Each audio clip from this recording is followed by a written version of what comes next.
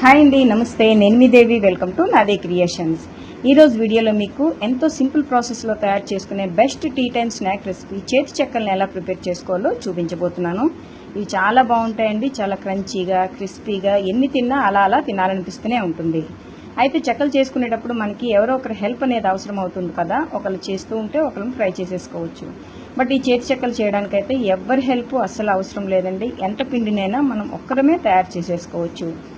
అలా తయారు చేసుకుంటూ ఫ్రై చేసేసుకుంటూ చాలా ఈజీ ప్రాసెస్ అనిపిస్తుంది. ఒకసారి వీటిని మీరు ఎలా తయారు చేయాలో చూడండి. వీడియో మొత్తం చూసిన తర్వాత మీరే అంటారు చాలా ఈజీ అని. మరి వీటిని ఒక్కసారి చేసుకుంటే వీటిని 15 to 20 days మనం స్టోర్ చేసుకోవచ్చు. కాబట్టి ఈ సమ్మర్ హాలిడేస్లో పిల్లలు ఏదో అడుగుతూనే ఉంటారు కదా, ఇవైతే బెస్ట్ రెసిపీ. అంతేకాకుండా వీటిని ప్రిపేర్ చేసేటప్పుడు మనకి ఎక్కువ ఆయిల్ అనేది పట్టదు. కాబట్టి వీటిని ఈ సమ్మర్లో మనం టూర్స్కి వెళ్ళేటప్పుడు కానీ లేదా జర్నీలో ఉన్నప్పుడు కానీ టైంపాస్కి అయితే చాలా బాగా యూజ్ అవుతాయి. మరి ఎలా తయారు చేసుకోవాలో ఈరోజు వీడియోలో చూడండి. మీకు నచ్చితే ఒక లైక్ కొట్టండి. మీరు కొట్టే లైక్ అనేది చాలామందికి ఈ వీడియోని దగ్గర చేస్తుంది. సో ప్రాసెస్లోకి వెళ్ళిపోదాం. దీనికోసం ముందుగా పొడి బియ్య పిండిని తీసుకోండి.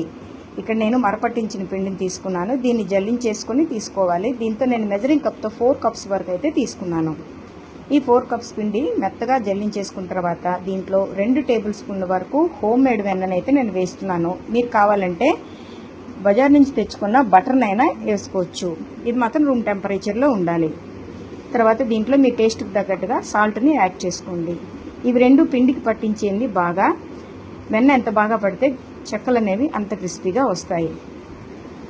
పిండి పట్టించేసిన తర్వాత మనకి ఇలా నొక్కితే మనకి ఇలా బైండ్ అవ్వాలి.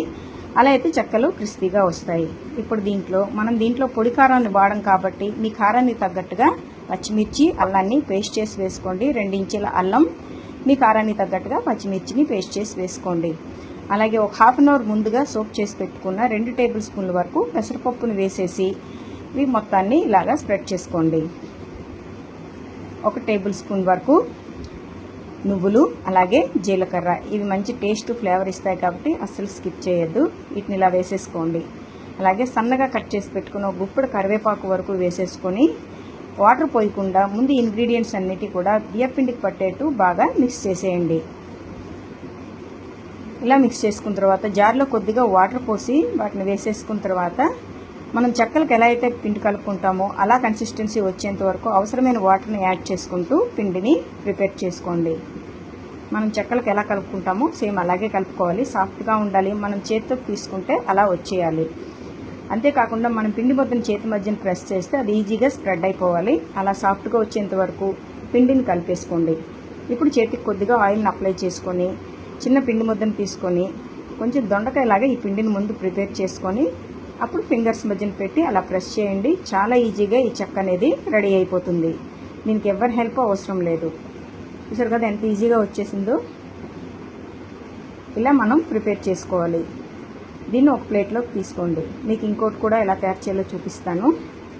కొద్దిగా పిండి ముద్దని చేతిలోకి తీసుకొని కొంచెం పొడవు షేప్లో వచ్చేటట్టు దీన్ని కొద్దిగా స్ప్రెడ్ చేసి మూత పెట్టుకోండి. సమ్మర్ కదా, పిండి అనేది తొందరగా ఆరిపోతుంది. ఇప్పుడు దీన్ని మరీ పల్చగా అలాగే మరీ థిక్గా లేకుండా చెక్క అనేది స్ప్రెడ్ చేసేసుకోండి. ఇలా మొత్తం మీరు ఒక ట్రిప్ ఫ్రై చేయడానికి కావాల్సినంతగా ప్రిపేర్ చేసుకొని రెడీగా ఒక ప్లేట్లోకి పెట్టేసుకోండి. స్టవ్ మీద కొద్దిగా వెడల్పుగా ఉండే ఒక కడాయిని పెట్టుకుని దాంట్లో ఆయిల్ పోసి హీట్ అయిన తర్వాత ప్రిపేర్ చేసుకున్న చెక్కల్ని 1 by 1 స్లోగా డ్రాప్ చేసేయండి.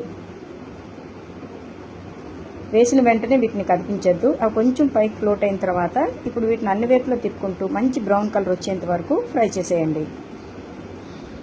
చూడండి, మనకి బబుల్స్ అన్నీ తగ్గిపోవాలి. ఈ బబుల్స్ తగ్గాయి కదా. ఇప్పుడు మనం దీన్ని ఆయిల్లోంచి తీసేద్దాం. మనకి ఇంతే కలర్ వస్తుందండి. ఎందుకంటే మంచి బ్రౌన్ కలర్ అయితే వీటికి రావు. ఇలా మొత్తం ఆయిల్లోంచి తీసేసుకుని ఒక ప్లేట్లో పెట్టేసుకొని మనం తయారు చేసుకున్న చెక్కల్ని 1 by 1 ఇంకొక ఆయిల్ని వేసేసుకోవడమే. చాలా సింపుల్గా వీటిని తయారు చేసేసుకోవచ్చు. చూసారు కదా, క్రంచీగా క్రిస్పీగా ఉండే చేతి చెక్కలు అయితే మనకి రెడీ అయిపోయాయి. ఈ సమ్మర్ అంతా ఇవైతే చాలా బాగుంటాయండి. దీన్ని తయారు చేయడానికి ఎక్కువ ఆయిల్ పట్టదు కాబట్టి మనం టూర్స్కి కూడా వెళ్ళినప్పుడు హ్యాపీగా వీటిని తీసుకెళ్ళచ్చు, ఎంజాయ్ చేయొచ్చు. మరి ఎంతో ఈజీగా టేస్టీగా ఈ చేతి చెక్కల్ని ఒక్కరే ఎన్నైనా ప్రిపేర్ చేయగలిగే ఈ మెథడ్ని చూశారు కదా.